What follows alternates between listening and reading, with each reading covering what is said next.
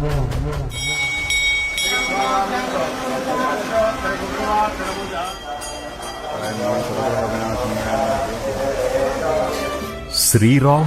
వాయుదేవుడు స్వాగతం పలికిన స్థలం. హనుమంతుడి ప్రతిమను శ్రీరాముడు స్వహస్తాలతో చెక్కిన క్షేత్రం. కోరిన కోర్కెలు తీర్చే కొంగు బంగారం, కష్టాలను దాటే ధైర్యాన్నిచ్చే అఖండ బలం. గండి ఆంజనేయుడు లక్షల కుటుంబాల ఇలవేల్పు. దేశంలో 108 ప్రముఖ హనుమ క్షేత్రాలుంటే అందులో 107 ఆలయాల్లో ఆంజనేయుడు స్వయంభువై వెలిశాడు.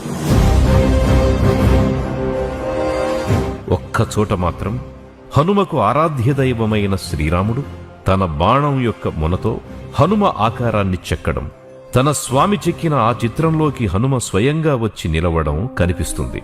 అదే కడప జిల్లా గండిలోని వీరాంజనేయ స్వామి దేవాలయం. ఇక్కడ సజీవమైన హనుమాన్ మూర్తి దర్శనమిస్తుంది.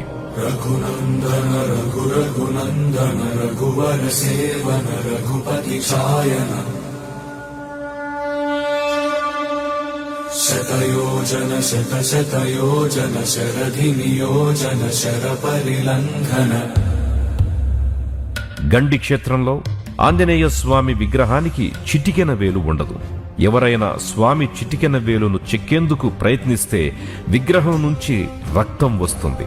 ఇక్కడి మూర్తిని సజీవ ఆంజనేయ స్వామి మూర్తిగా కొలుస్తుంటారు. ఆంజనేయుడి సహకారంతో రావణాసురుణ్ణి సంహరించి సీతతో కలిసి శ్రీరాముడు అయోధ్యకు తిరిగి పయనమైనప్పుడు గండి క్షేత్రానికి వస్తాడు. సీతారాముల రాక తెలుసుకున్న వాయుదేవుడు శ్రీరాముడికి స్వాగతం పలుకుతూ తన తపోబలంతో 2 కొండలను వేరు చేసే పాపాగ్ని నదిపై బంగారు తోరణాన్ని నిర్మిస్తాడు. అక్కడ స్వామివారు ఉన్న సమయంలో సీతమ్మ వారి కోరిక మేరకు తన బాణపు ఉలితో ఆంజనేయుడి విగ్రహాన్ని శ్రీరాముడు చెక్కుతాడు. అయోధ్యకు చేరే ముహూర్తం దగ్గర పడుతోందని విగ్రహాన్ని పూర్తి చేయకుండానే అక్కడి నుంచి బయలుదేరుతాడు. ఇందుకు ప్రతీకగా ఆంజనేయుడి చిటికెన వేలు ఉండదు. ఇక్కడ శ్రీ వీరాంజనేయ స్వాముల వారికి అనాది కాలం నుండి కూడా పాంచరాత్ర ఆగమ వడహలై సాంప్రదాయం ప్రకారము అహోబిళ మఠము పీఠాధిపతి యొక్క ఆదేశానుసారము ఇక్కడ నిత్య పూజాధికాలన్నీ కూడా జరుగుతూ ఉంటాయి. అదేవిధంగా ఈ 2 కొండలకు కూడా రాముల వారికి కోసం నిర్మించినటువంటి బంగారు మకర తోరణము మొట్టమొదటిసారి 1800-1807 సంవత్సరాల మధ్యకాలంలో సర్ థామస్ మన్రో అనే బ్రిటిష్ కలెక్టర్కు కనపడినట్లు కూడా మన కడప జిల్లా గజెట్లో కూడా ఉండడం మనము చూడొచ్చు, నేటికి కూడా చూడొచ్చు. శ్రీరాముడు గండి క్షేత్రానికి వచ్చింది శ్రావణ మాసంలోనే. అందుకే ఇక్కడ శ్రావణ మాసంలో ప్రత్యేక పూజలు చేస్తారు భక్తులు. ప్రత్యేకించి శ్రావణ మాసంలో వచ్చే శనివారాల్లో ప్రత్యేక ఉత్సవాలు ఇక్కడ కన్నుల పండువగా నిర్వహించబడతాయి.